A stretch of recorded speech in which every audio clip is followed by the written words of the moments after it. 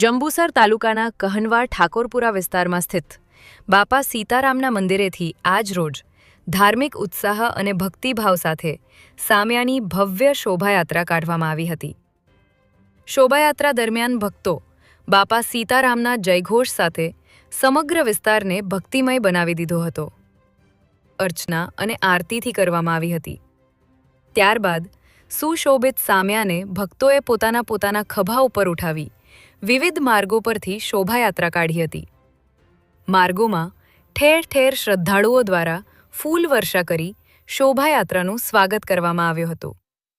આ પ્રસંગે મહિલાઓ, યુવાનો અને બાળકો સહિત મોટી સંખ્યામાં ગ્રામજનો હાજર રહ્યા હતા.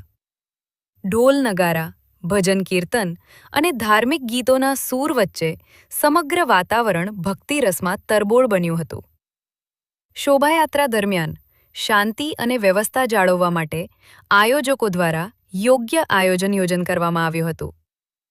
અંતે શોભાયાત્રા પુનઃ મંદિર પર સમાપ્ત થઈ, જ્યાં મહાપ્રસાદનું વિતરણ કરવામાં આવ્યું હતું.